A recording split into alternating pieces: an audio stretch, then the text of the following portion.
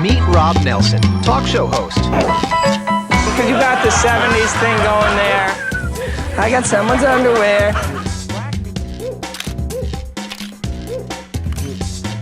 Robert Kennedy, thanks for taking a minute. Simple question. Tucker, it's good to see you. Listen, you're a Bitcoin maximalist. You're Bitcoin forever. I hate this central bank digital currency. Hey, I don't have all the answers, but together, I know we can find them. Hey everybody, welcome to the show. Welcome to Wednesday's Rob Nelson Live. Hope you're all doing great. David Goxton's going to join me today, as usual, for our Wednesday special. Oh man, so much to talk about. We got politics, we got primaries, and of course we've got Iran. Yes.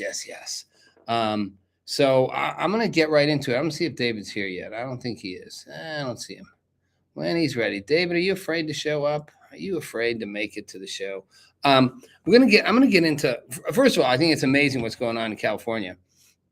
All kinds of shifts in the political spectrum right now. Interesting what the Republicans are doing on the Hill in terms of the Trump fund, the Trump weaponization fund.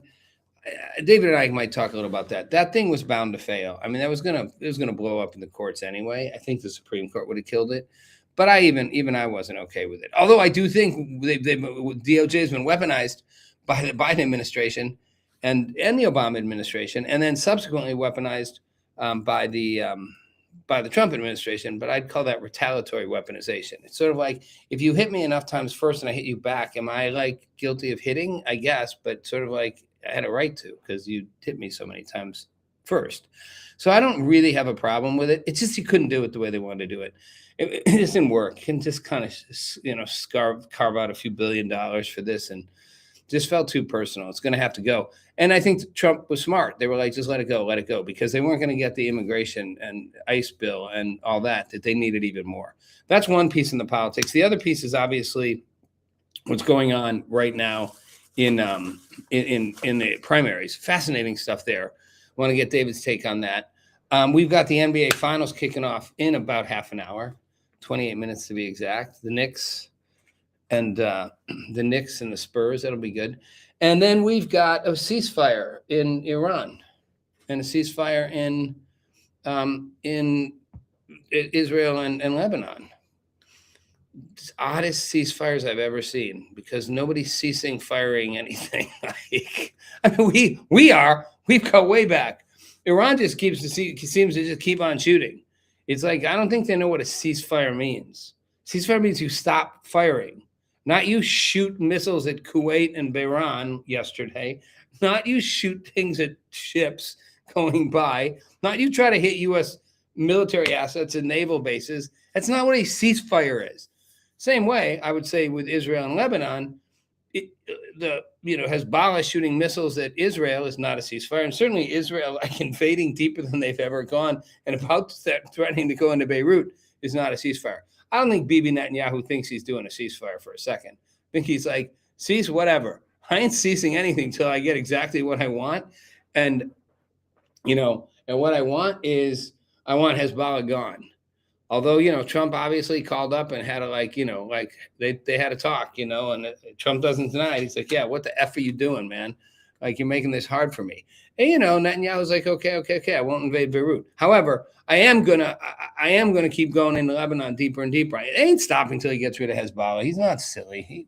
Bibi Netanyahu knows. He's like, oops, I just knocked my lights over. Bibi Netanyahu knows this is the only way he gets what he needs is if he literally he can't afford to let this just slide away. He's like, I'm gonna get this one way or the other. It's happening, and I won't stop.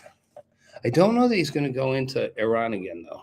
But David and I are going to talk about that. But David seems to be chickening out. Doesn't seem to be showing up. So we're going to reach out to him here. We're going to do the old school phone call to him. Yeah, that's what we're going to do. We're going to call him up on the air. We're going to bust him on the air. Yeah, let's see if he picks up, huh? Let's see if he does, huh? Let's see if he's there. Oh, no, look at that. Ghosting me. Let's try again, huh? Let's see. Huh? Where's Big David, huh? Where is he, huh? Is he afraid to jump on? Come on, David. Man, the show is waiting for you. See, I knew it. He sent me a text today. He's like, he's going to be there. He knows today is the day he loses the Iran discussion. He knows. Wouldn't send him a text. Show is going. We're all missing you. Afraid to face the truth, I guess, huh? Oh, he says he's 15 minutes away. Well, we'll let him have his 15 minutes. All right. So this is great because I get to set the argument up first before David comes on. And the argument is this, that I kind of want to wait for David. Here's the key distinction that I have with what's going on with Iran right now. They're not in a ceasefire. We sort of are, but even that's not really. We're not really in a ceasefire. Like, we're still kind of shooting. I mean, defensively, but a ceasefire is when you stop shooting, not when you both shoot back and forth at each other. Hezbollah and Israel are not in a ceasefire.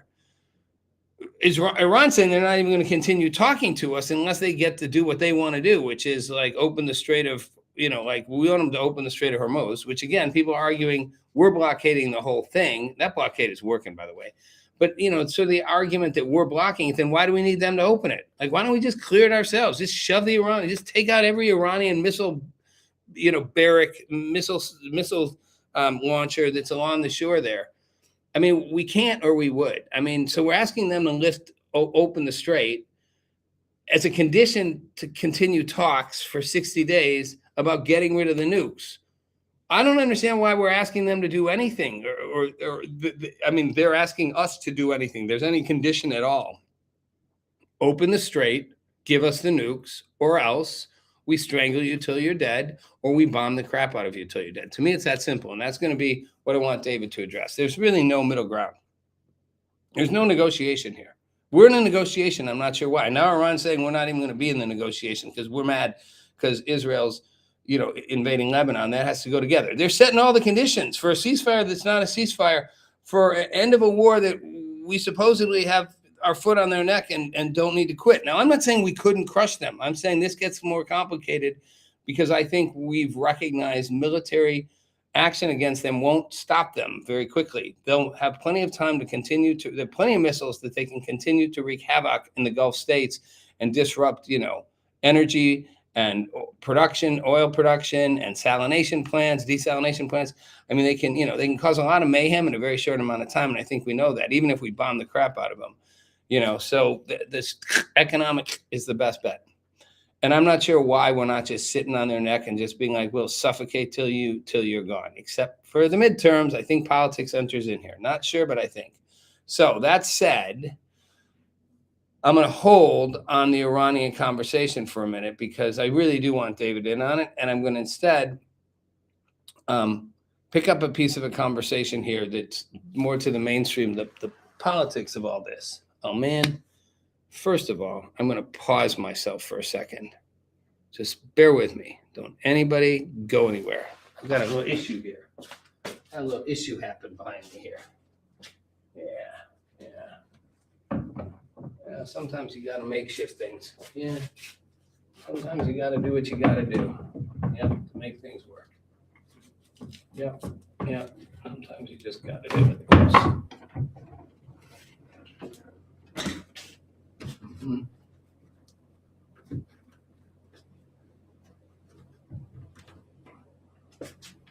Okay, we had a little issue with the backdrops. I'm not sure if they're better, but they're better in my mind.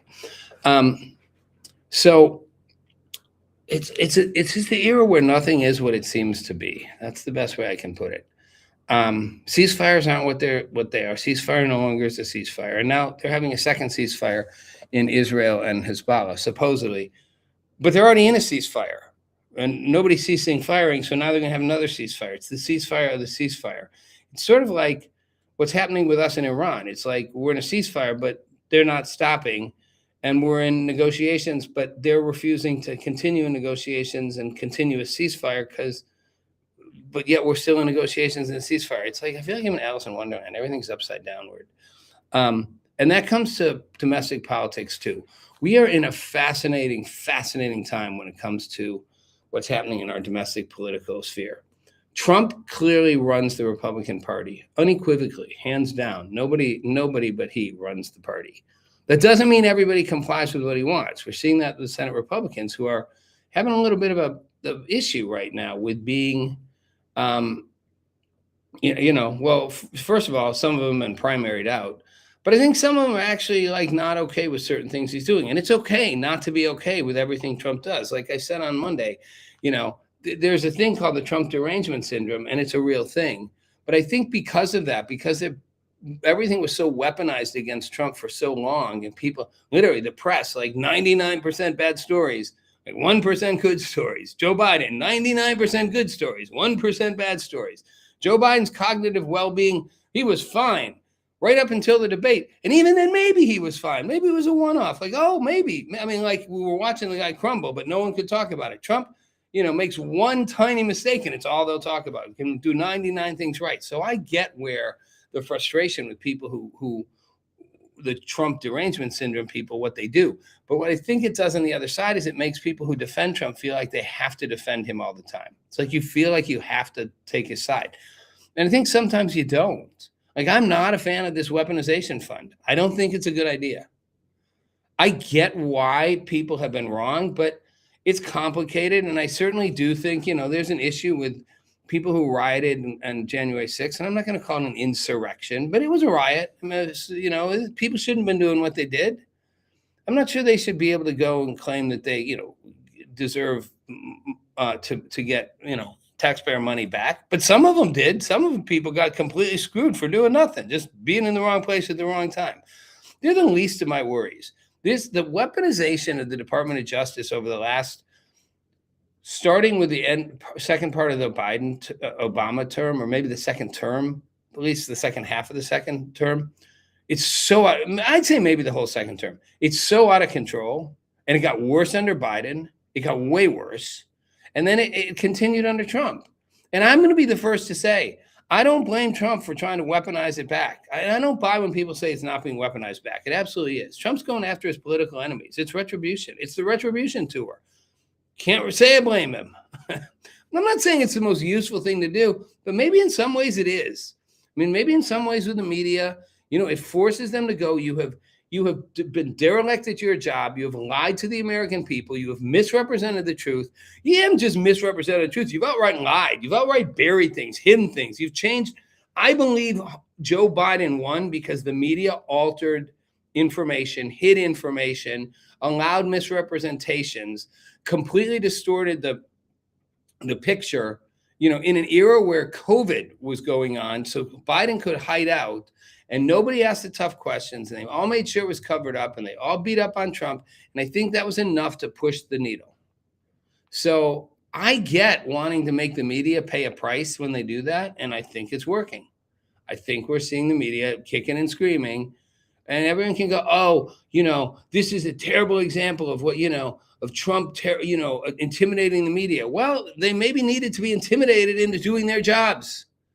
If I hear one more mainstream left of center media outlet talk about how, Jill Biden shouldn't be saying what she's saying. I mean, geez, she's saying now that she thought the day of the debate, Joe Biden was been drugged and looked like he was going to have a stroke.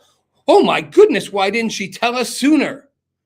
Could you not tell with your own friggin' eyes, weeks and weeks and months before that Joe Biden was like that? It's the notion that he showed up at the debate that way. The guy was stumbling left, right, and center all over the fucking country for months. The media didn't notice. It was just Republicans, conservatives, gaslighting. What did Binder call it? What did she say the word was? I can't. David might remember it. It wasn't disinformation or it wasn't deep fakes. It was some version of that, right? Which was because it wasn't really a deep fake because it was him. But the idea was that they manipulated what we saw and only showed the part that made him look like he was incoherent. Like the time he went to the thing after Congressman what's her name had died, and asked if she was there and said how happy she was, what she was doing, how psyched he was going to see her on the weekend or whatever it was. It's dude, she died 5 days ago. You know that. You're the president of the United States. She's a friend of yours. She's a political ally. You know that the congresswoman died. You were told this. You didn't forget. Binder was oh, he has a lot on his mind. It was top of mind. She was top of mind. That's a Binder word. She was top of mind. And so he thought she might still be there. I mean, the guy's brain was missing in action. Then he stumbles across the debate stage.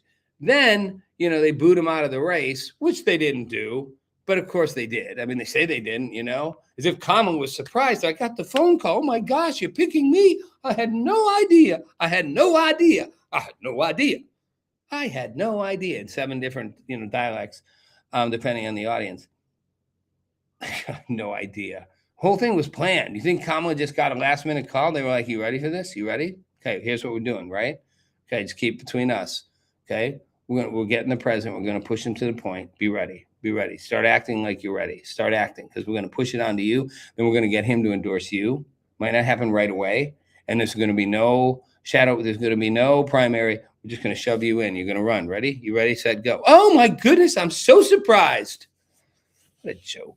It's all a joke. So I want to be clear. I'm not criticizing conservatives, mega people for being pissed, Trump for being angry. But that doesn't mean I'm going to agree with every action taken or think it's necessarily productive. I don't think the weaponization fund makes sense. I think it's going to cause more backlash than it's worth. And I think congressional Republicans were smart to realize it would probably cause major backlashes around the midterms. And it would be used, the anti-weaponization fund would be used to weaponize against Republicans in the midterms. So I think that was not a good thing. I didn't like the fact that Trump put his name on the Kennedy Center. Didn't think that was right. I'm a big fan of Kennedy per se, but no, it's what it is. You don't stick your name on everything. And put your name before him is kind of obnoxious. And then when they said he couldn't put his name on it, then he says, okay, then I'm not going to clean the place up. That's just obnoxious to me. But again, it's what it is. We elected him for a reason. People wanted him in office for a reason, twice. Maybe would have, I will say, maybe he won the second two. He could, had the media not messed up and kept him, screwed up with the election, which again, that was the real election rigging in my mind, was what the media did, and social platforms. Had that not happened, Trump probably would have been president 2 terms in a row, wouldn't have had the courage, the confidence, the ability to do what he's doing now. When they did that, and then they basically went after him for 4 years, you created Batman, or the Joker, depending on how you want to look at it. You created somebody who was going to come after you with everything they had, with a grudge, with no F's to give. Going to be like, I don't care. I'm coming. I'm taking you down. You're going out. I'm taking the lights out. It's done. It's done. It is done. And I ain't putting anybody in this cabinet who's got any touch of being over institutionalized. Marco Rubio would be the most, Secretary of State. Everybody else is going to be like pretty much, going to come from the outside to some extent. I ain't going to take no chances, and I ain't going to give any F's. I'm going for this. And I don't care what's in my way. I don't care. I saw an interview with Trump from way back in the day. I don't even remember who he's interviewing. He's in his 30s, so it's got to be what? Geez. No, he's maybe in the late 30s. Yeah, he's in his late 30s, so 48, 58, 68, 78. 45 years ago? When would that be? 1980, somewhere around there. A good-looking guy. Sounds the same, but talks more smoothly, right? But that same cadence and whatever. And I remember who's interviewing. Some network. And asking him about running for president. He's like, no, not me. He's like, but he's like, but there'd be a lot of people who should run for president, but they don't. He's like, they want nothing to do with politics. They're super smart. They're like business geniuses. They know how to do things, and they want nothing to do with politics. He's like, but I wish one of them would run. She's so like, goes again, why not you? Well, he's like, no. He's like, not for me, I don't think. But I do think there's these other people that would, and I'd love to be part of helping figure out who that person would be and pick them and help them get there. He's like, because I do think someone can do it. He's like, I think someone. She's like, someone? He's like, yeah, I think someone. Someone can do this. Some one person. She's like, one man? He's like, yeah, I think you get the right person. They'll come in and they'll do things. And they'll do things that won't necessarily be popular, that people won't all necessarily like, but they won't care. They'll do it anyway because it's the right thing. And they'll basically take a broken system, because he's like, how do we keep getting all these terrible choices? Like, how do we keep making all these same mistakes? Like, can't we get somebody better? This is not a new problem, everyone. I was writing about this in 2000, 2005. This has been going on since I launched Lead or Leave in 1992. And before that, it was going on in the 80s. So what are we looking at? 50 years plus, maybe 60 of this same cyclical problem, two parties deadlocked, seeking power more than change, and moving the needle infinitely slowly forward as people become more and more and more discouraged.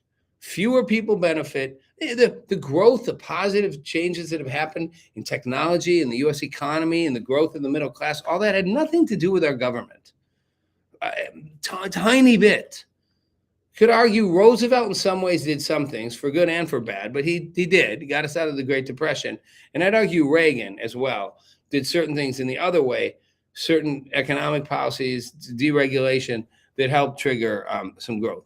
But for the most part, the ingenuity, the exceptionalism of Americans and the system we have, a free market, capitalistic, democratic system with largely freedom to express and build and create and speak, and access to capital, allowed for these changes to happen. The government mostly got in the way over the last 50 years. It's mostly been a problem. Great society, great idea, terrible, terrible, terrible execution. When I say great idea to want to help people who had been getting the short end of the stick from slavery on up through the Jim Crow stuff, right up into the 60s. Great idea, Lyndon Johnson, along with your terrible idea of digging us, you and Secretary McNamara digging us deeper and deeper into a war we never needed to be in, called Vietnam, which is the biggest joke of a war ever, except for all the people who died and got traumatized and limbs blown off, and 50,000 here, or how many over in Vietnam. Insane, right? But I mean, but the Great Society was a train wreck. We're still dealing with the pieces of it. We're still dealing with an entire part of our culture that feels, a segment of our population that feels like a lot of people feel like they're just entitled. The government should do it, and it created a welfare state. And that's not about color. It's about a welfare state applies to black, white, green, Asian, whatever. Well, not a lot of Asians on the welfare state, but that's another story. But, it's a sense the government owes me. Well, the government doesn't owe you. No. And in fact, even if the government needs to help and assist, and I do think sometimes it does, I think there is a fair argument to be said that, people say pull yourself up by the bootstraps. Well, that's easy unless you don't have bootstraps. And it worked in communities, worked in inner city communities, in some really beat down, poverty-stricken communities, where there's no good social infrastructure. The schools are crap. The streets are dangerous. The homes are broken. The dads are absent. A lot of the moms are trying to hold it together by themselves. Some of them are off the rails themselves, and a lot of addiction, bad role modeling. Like I said, crappy infrastructure, no great businesses in there, no environment fostering business, no great jobs. Be part of a gang, dealing with drugs. That's a great job for compared to the offers, Those communities need help, but we don't need those communities. Partly were the result of a systemic handout system. But that said, you're not going to just get these people. You got to give them a jump start. You got to give them a jump start to get there and some gas in the tank.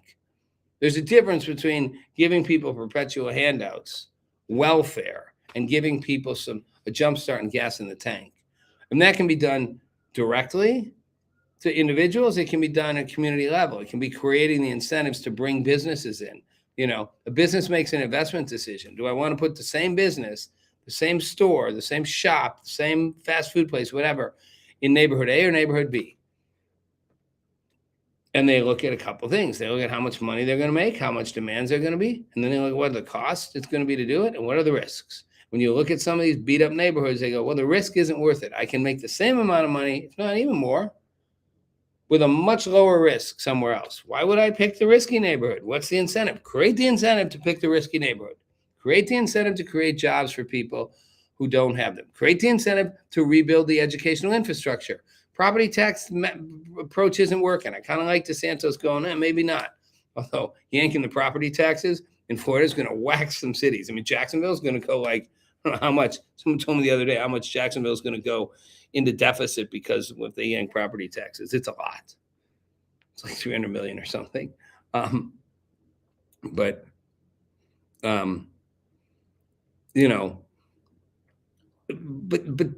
lot of inner city communities aren't benefiting from the property tax structure because it's not being redistributed over, and a lot of the more wealthy communities, the property taxes, they don't need those they have the best public schools and the best private schools. I'll tell you, simple examples too. Like I spent a lot of time on this school choice, this whole notion that somehow we got stuck down this path that public schools are good and choice is somehow a bad idea because it's conservative. First of all, it's not a conservative idea. The notion of giving people choice is not a conservative idea. How did it become a conservative idea to give people choice? And why do we have to acknowledge or pretend because the government's doing it, it's good? Where in general do you see that? I mean, people always talk about that like healthcare in England, because it's government funded. Talk to British people. They're and it's crap for the most part. Yeah, it's publicly funded. You wait forever. You can't get things half the time. And it's not very good care a lot of the times. So people with money try to find other options. People with money will always find other options. The notion that the government does things better than the private sector has rarely been proven true. And that's not conservative. It's just rarely been true. Now, that's not always true. There are some things the government can do better than the private sector, or maybe the government needs to do instead of the private sector, right? And that's a fair thing, I would worry about all private police forces, or for example, I could see that. It's a risky proposition.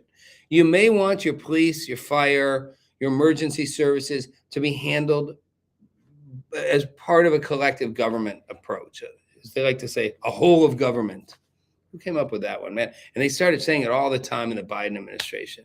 Whole of government. Binder, whole of government, whole of government. Binder just cracked me up. The worst press secretary ever. And I've known a few. And it's not because she's a black woman. Dee Dee Myers, who was the first female press secretary under Clinton, she was a great press secretary. And I knew her, and she was a tough job, and she was the first one. I'm pretty sure she was the first woman press secretary. Where I lost my own train of thought. Oh, yeah. So, you know, this notion that, like, again, like that the government, because schools is a great example, you know, of where, and even hospitals, public hospitals never as good as the private ones. So you got to make the private ones accessible to people, because a lot of hospitals in inner cities are bad communities or poor rural white neighborhoods in the South or wherever. Same problem. The hospitals aren't very good. The healthcare, the services you're going to get aren't very good. You know, schools aren't very good. So what's a solution to make schools better? Well, okay, put more money into the public school system. No, doesn't work.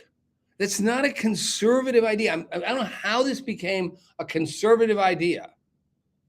I kind of do know how it got twisted into it. I mean, I'm smart enough to know how that happened, but it's not actually accurate. This thing that it's conservative, I even when people say I'm conservative, it means I think it's like this conservative liberal thing, Republican, Democrat. It's sort of not the point. Is it a good idea or a bad idea? I don't care if it's a liberal idea or a conservative idea. All liberal ideas aren't bad. All conservative ideas aren't good. Yes, there are sort of philosophies all at this point. They've gotten so warped and wiped and whatever, which is why I will say, you know, the progressive right and the progressive left share a lot in common in terms of what they're angry at. We're all getting stuck in the middle of a warped political system that has increasingly loves the fact that it can polarize and pit left against right, conservative against liberal, men against women, blacks against whites, blacks against Latinos, whites against Latinos, Latinos against everybody, the Asians, everyone against the Asians. I don't even know. Like, they want to create more conflict, more hostility. It works for the system.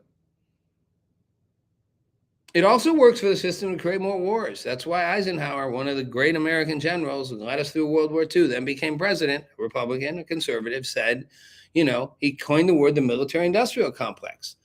That's not like some random kooky liberal saying the military people like to start wars because it's a profit-making business. That was the commanding general of the biggest war in modern history, maybe in world history ever, probably. The epic war of all wars, World War II. He led the Allied forces. He came back, became president, and said, we need to look out here. The military-industrial complex, it makes money. So businesses that can make a lot of money when we go to war. We learned that. We didn't mean to do it, but businesses made a lot of money going to war. War is a profitable business. So we need to be careful that we don't go to wars just to make a lot of money, because that's what will happen. He literally said, that's what will happen. The military-industrial complex. Well, we've now created a lot of versions of that, not just in the military, you know. With the government and industry, we created the pharmaceutical industrial complex. Government, pharmaceuticals, boom. Watch any news show, watch any cable. Every other ad's a pharmaceutical ad for something I don't even know. Like, all these things, it's like, I'm like, how many diseases are there? Like, I mean, it's like, oh, if you suffer from severe or moderate Eskimomyelitis, what's Eskimomyelitis? I don't even know watching the ads. Now you can feel happy. I'm like, oh, okay. Well, what's wrong? Is that a skin thing? Oh, no, that's the other one. Wait, is that a thing in my liver? I don't know. Wait, what is it? Now you can wake up feeling good, but side effects might be suicide and suicidal thoughts and loss of weight and diarrhea, but whatever. But I swear to God, I don't know what half the things they are curing are. If you suffer from severe to moderate technical hepatitis, I swear, I'm not the only one. I know I'm not the smartest guy in the room when it comes to this stuff, and I fumble with names and words and whatever, and I got dyslexia and the whole thing. But, you know, I am not crazy to think that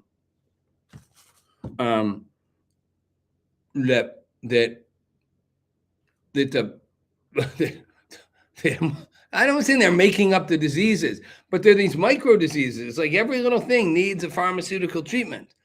COVID. If you're not sure there's a pharmaceutical industrial complex, look no farther than COVID. I mean, that vaccine was a scam. I'm sorry, ultimate scam. Whole thing was a scam.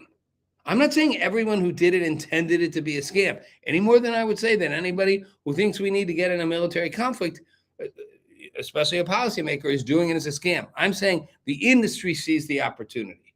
Pfizer saw the gold mine. Billions of vaccinations, woohoo, funded by the government. No liability if it all goes south. This is maximum shareholder profits. Oh, little problem that it doesn't work the way we said it would work. We're going to have to rush it through testing. And let's kind of pretend, even though we did the whole thing in 9 months, start to finish, we're all so proud of that. We tested it on pregnant women. I mean, unless it's the same thing as like men can have babies. Last time I checked, it takes 9 months to get pregnant and have a baby.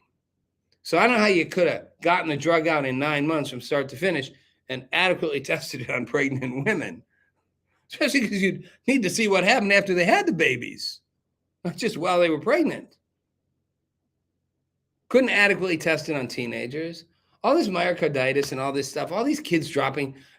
Kids were not 16, 17, 18, 19, 20, 21-year-old boys were in super great shape, super healthy. We're not just dropping dead of heart attacks in fields at playing sports before they took the COVID vaccine. This wasn't happening. Once in a while, some kid would die of heat stroke, some random thing. It was like happening all the time. It's like boom, boom, boom. They'd be like, oh, had a sudden odd cardiac arrest, which people like Dr. Robert Malone said would happen. And Pierre Corey said would happen. This is what will happen to them because of the vaccine. They looked past this stuff. Can you make a weak argument that they looked past it because they were scared about a pandemic and wanted to stop it? Sure, for a little bit. I can give you a little leeway on that. Same with the mask, a little leeway. But at a certain point, no. At a certain point, you knew it wasn't working. At a certain point, there's too many lies to make it make sense. At a certain point, there's too many cover-ups, too many diversions, to make it make sense. The vaccine wasn't stopping people from getting COVID. And they figured that out pretty quick. At that point, you go, this isn't working. Instead, they went, well, no, it'll stop transmission. See, it's not going to really, I know we said, it's like a lawyer. I went to law school. Let me make the argument for this. In the alternative, let me make the argument for this. In the alternative that, let me make the argument for this. It's like, well, here's my first argument. But if you don't buy that one, then here's the other one. If you don't buy that one, then here's the third one. Well, in the first argument, it stops you from getting COVID. Oh, that didn't work. That's what it was supposed to do, a vaccine. Okay, well, the all secondary argument, okay, so it doesn't really stop you from getting it, but it definitely stops you from spreading it. So that's a good thing, because the fewer of us who can spread it, even if we're still getting it, well, we can't spread it, so fewer people will get it. So it's a good thing. Then they found out transmission rates were the same for vaccinated and unvaccinated people. Same way they found out people getting COVID was about the same for vaccinated and unvaccinated, more or less. Exception being people with immune disorders, at risk populations. I'm not knocking that at risk populations didn't benefit from a vaccine, even with high risks in taking it. They were likely to get COVID and die. They were the ones who were most likely going to get it and die. So, okay, so that doesn't really stop transmission either. Okay, well, you know what it does do? It makes it a lot less serious. How do we ever know? How did anyone ever know that? I got COVID. It didn't make anything less serious, And I took the jab, just one, not the double one. I didn't take the mRNA one. I took the single jab, the Johnson & Johnson one. And I only took it because I'd have to. My family wasn't going to let me visit and see my nieces and nephews and stuff if I didn't. So I took it. I didn't take it because I was worried about getting COVID. And I got COVID and barely felt it. And I smoked cigarettes and whatever. I don't sleep. I mean, I don't know. COVID. But I also took all the things that, the bad things. Ivermectin, the horse medicine. Woo! We're giving people horse medicine. Remember that on CNN? Can you believe that? We're giving people horse medicine. How effed up is this? These people are thinking this ivermectin thing's good. You're going to give people medicine you give to horses? They conveniently left out that ivermectin was one of the drugs most utilized, one of the most safe drugs, most tested, because it's been given to like hundreds of millions of people for in a lot of African countries. places like that. And I think in India and a lot of third world countries, because, it can help prevent, pulmonary diseases, even like, and nerve diseases or whatever, but I think primarily pulmonary. I'm not a doctor, but like, pneumonias and things that you'd get from malaria and whatnot, and whatever that thing is when your body gets messed up because you drink bad water or whatever. In any case, we know it was a super widely used drug. So why did the media didn't need to look hard to realize that ivermectin was used widely, hundreds of millions of people using it, WHO giving it out like crazy, I'm sure, like, why did they go after it and start mocking it as horse medicine? Even if it didn't work, it couldn't hurt you. We knew that ivermectin couldn't hurt you. It's probably one of, like I said, the most widely used medications, because of its use in third world countries. It's for such a long time widely. Well, they didn't want to use ivermectin because it's cheap as crap. Because generic has been out there forever. So no drug company is going to make money off ivermectin. So they don't want you to use it. So they just pass the message on to the media that it's somehow deadly and going to give you. It's like it's a horse wormer. Give that to people. Oh, that's like drinking bleach. I took ivermectin and it made a difference. Yeah, I did all the things they said don't do, but the Dr. Malone's, the Pierre Corey's, the true COVID warriors were saying, and they were right about all of it. They were right about the side effects. They were 100% right. Pharmaceutical industrial complex. We got one in the military. We got one in the pharmaceutical industry. We've got them. Well, we've got it in the agriculture industry, to be honest, and that's the GMOs and the Monsanto's is like, taking over, trying to get rid of all natural seeds and, using synthetic seeds instead, and Maha's right. And RFK Jr., they're right. The resistance to that, the media's resistance to that. Well, that is the agriculture industrial complex, and you see it, and then there's a financial industrial complex. I mean, it's all connected. It's the banking system and the credit cards. So, these are real things. And I think there is kind of an odd thing. So go back to where I was starting on this rant, which was about private schools and school choice and public schools. I mean, you could almost, I'm not going to call it an educational industrial complex, but there is something that is in a similar vein. The size and scope of government and government operations wants to hold on to itself. It's a beast that wants to keep gorging. And the education union is massive. The teachers union's massive. They don't benefit. The system they put in place doesn't benefit from public school choice. It benefits from public schools, good or bad. They can be as crappy as you want. That system still works.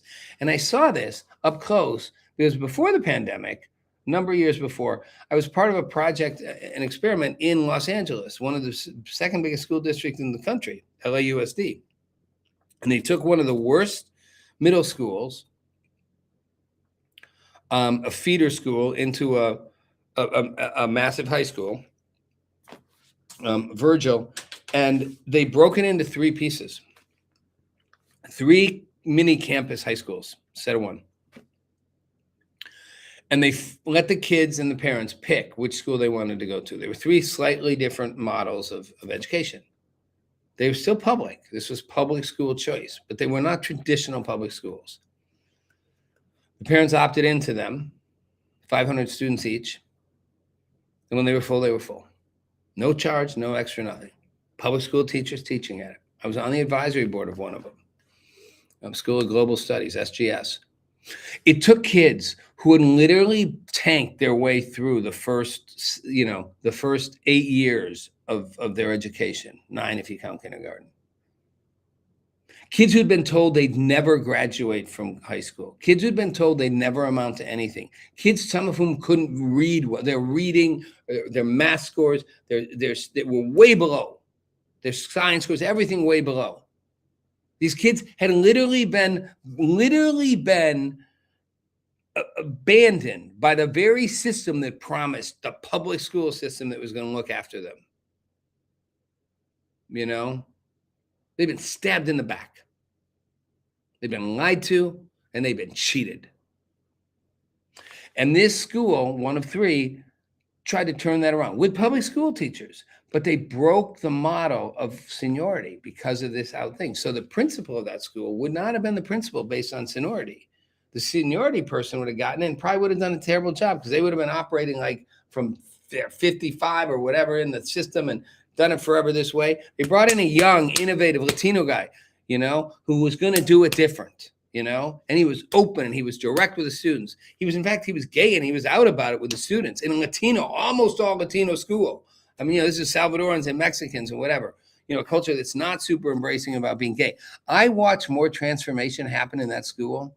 I watch kids go from being told they would never graduate, never make anything, could never do it, to graduating from high school, like with really good grades. That school got a 98% graduation rate.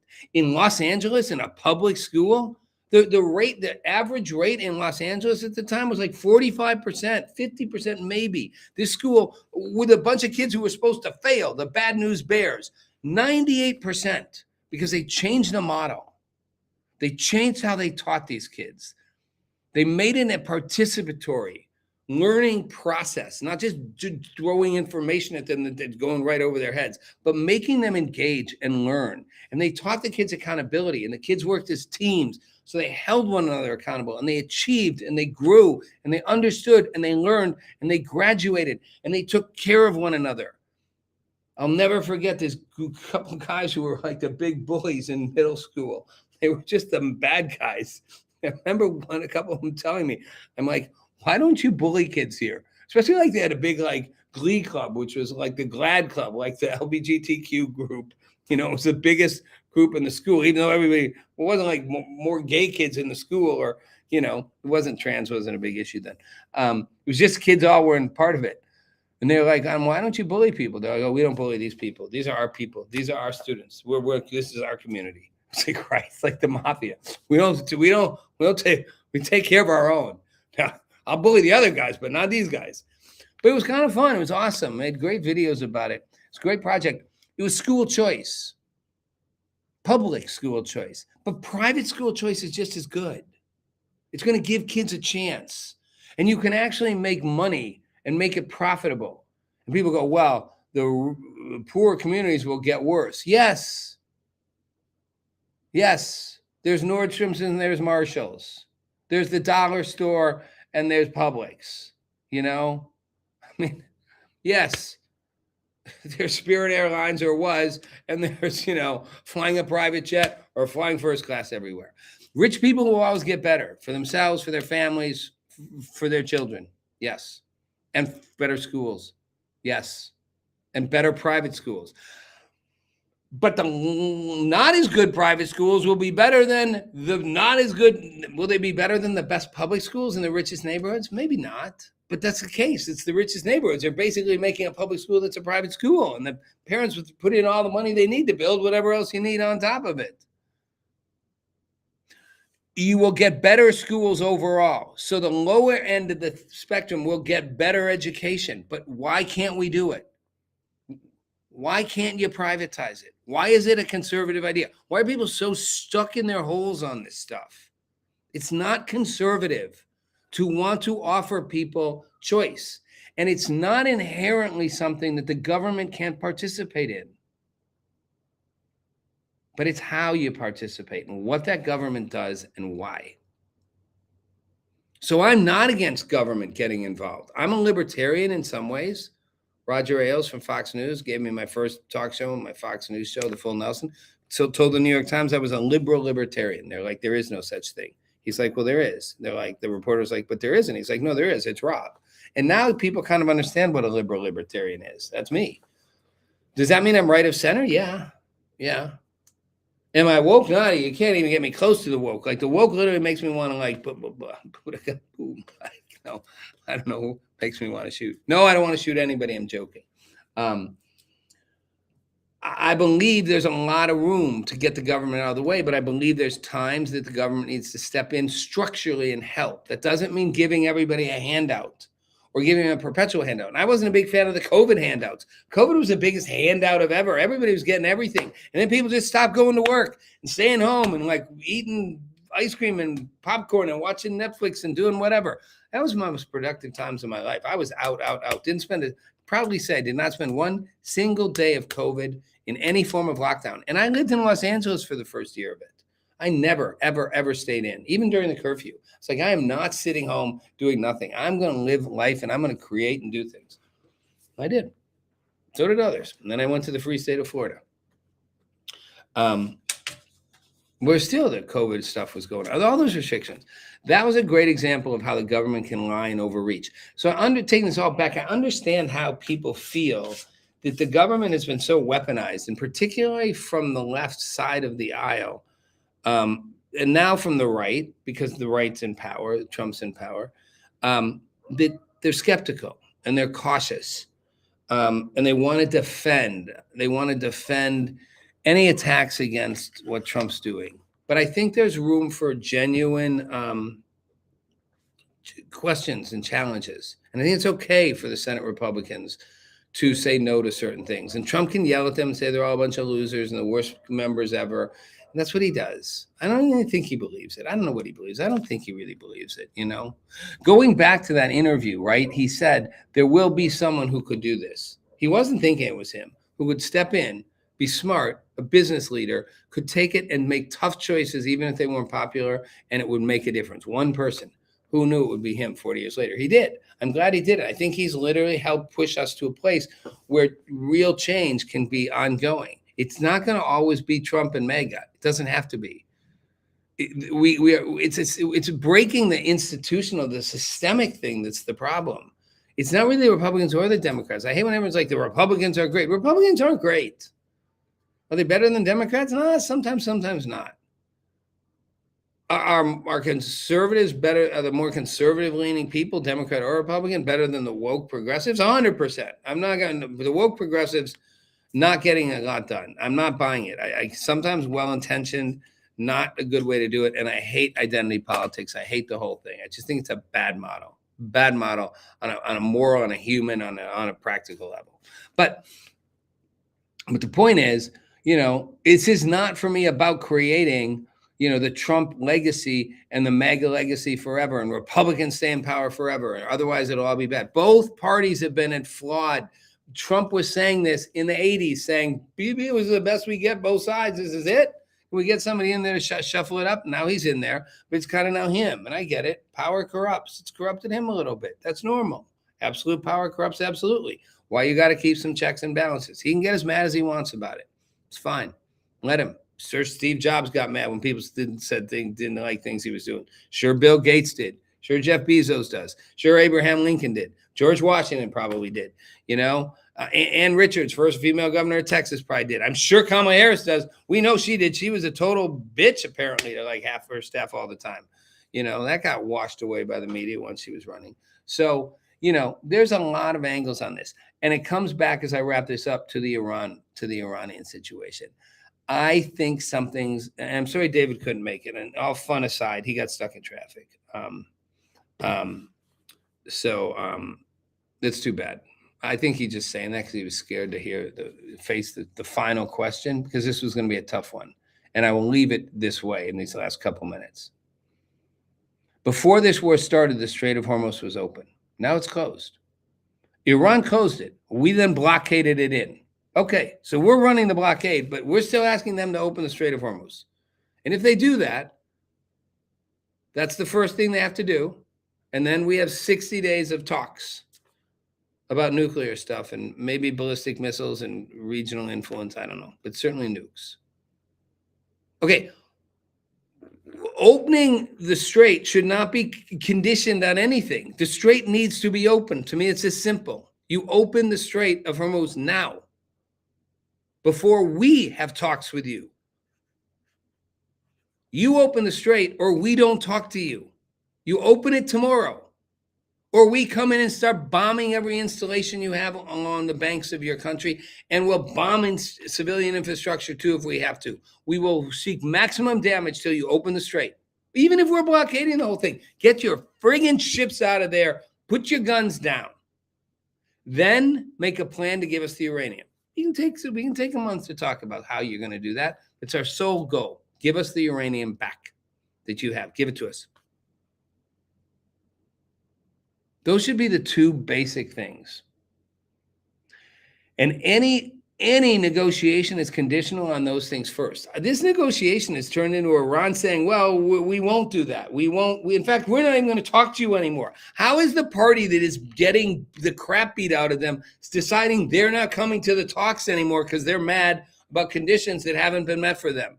There should be no conditions from Iran. And I'm not okay that Trump is not doing that. I understand he can play the long game, and I think he should. I think we can choke them out economically. Once they can't get oil, once they have no more room to store oil, they've got to start shutting down drills. They got to start shutting down wells. That's not good. We can strangle their economy, and I think we should throw in some added military action. Suffocate them till that regime can't pay anyone. They can't pay their army. They can't pay their Revolutionary Guards. They can't pay their police officers. The economy starts collapsing. The people can rise up and revolt and overthrow the regime. As Scott Bessent, Secretary of Treasury Bessent, said, this was not regime change, no matter what Trump said. Bessent said it on to Maria Bartiromo on Sunday Morning Futures a couple days ago. This was not regime change. It was regime degradation. We did degrade the regime down, but still the same regime. This regime can't be trusted, nor should it be negotiated with. And one thing I will leave it on, and I wanted David to be here for this, but he's not. Trump and Secretary of War Pete Hegseth have made a big point that Iran has agreed to not seek a nuclear weapon. And that's a big deal, they've said. That's never happened before. Well, that's total BS. And everybody knows it. Every conservative knows it. David knows it. You know, it's I don't even know where they're coming up with this from, you know, like that they've never said it before. It was the premise of the 2015 agreement, which was so horrible. It's in the preface, you know. It's in the preface. Landy knows it. It's in the preface of the 2015 nuclear agreement we made with Iran. The one that's so bad, that I thought was so bad, that Trump thought was so bad. The whole preface is Iran agreeing never to have a nuclear weapon. The whole agreement is about them agreeing up front, we will not have a nuclear weapon. We will not seek to develop one. Here's what we get in exchange, and here's how we will develop our civilian nuclear program. So when Trump and Hegseth say, this is a huge deal, they've said they won't have a nuclear weapon. I'm like, am I in Alice in Wonderland again? This regime has been lying for 47 years, you know? And 10 years, whatever, 2015, 11 years ago, they made the same statement. We will not seek a nuclear weapon, which they have been doing nonstop since probably 1980, you know, like they've been 79. They've been seeking a nuclear weapon the whole time. They have no intention of stopping. They never have. And they've certainly said they will before. Just now give us some money, release some sanctions, let us breathe. So we can stay in power, and we'll fund more terrorist groups. Israel back off of Lebanon, leave Hezbollah alone, so we can shuffle more money in. They are maximum disruptors. They will not honor their word. Their word is worthless. We should be making no deal with them where it's dependent on them agreeing to something and not pretending that them saying, we promise not to. That promise is worthless. As I said before, it's the scorpion on the frog. I promise not to drown you if you take me across the water. Frog thinks, okay. You kill both of us if you do. Halfway across, scorpion stabs the frog. Frog's like, what did you do that for? We're both going to die now. Scorpion's like, I'm a scorpion. What do you want? Iran's Iran. Not the country, not civilization. The regime, the mullahs, the Ayatollah. The Islamic fundamentalist regime is what it is. It's a scorpion. It's not going to do what it says. It's not going to stop building nuclear weapons, trying to build them. It's not going to back off its ballistic missile program. It's not going to stop trying to funnel money. Any dollars we give them, any sanctions we lift, is simply going to let them do it. Strangle them till they are gone, till their people can rise up and remove them. And certainly don't make excuse me, certainly don't make any negotiations predicated on us doing something first. You, Iran, do it first. Open the strait back up. Stop shooting at Kuwait, Iran, possibly Saudi Arabia. Stop shooting at your Gulf's neighbors. And then make plans to give us the uranium. And then only then we'll talk about giving you money. But I hate that they're even dictating any of this.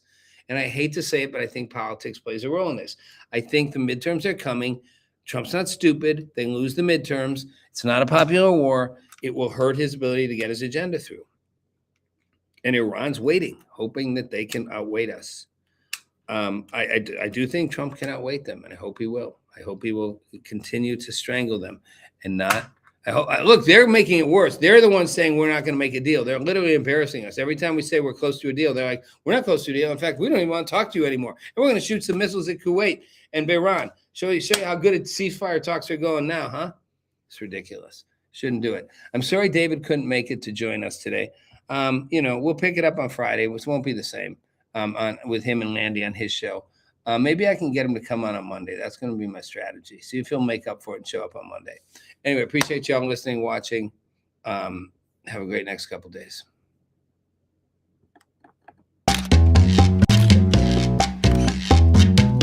Meet Rob Nelson, talk show host. Because you got the 70s thing going there. I got someone's underwear. Robert Kennedy, thanks for taking a minute. Simple question. Tucker, it's good to see you. Listen, If you're a Bitcoin maximalist, you're Bitcoin forever. I hate this central bank digital currency.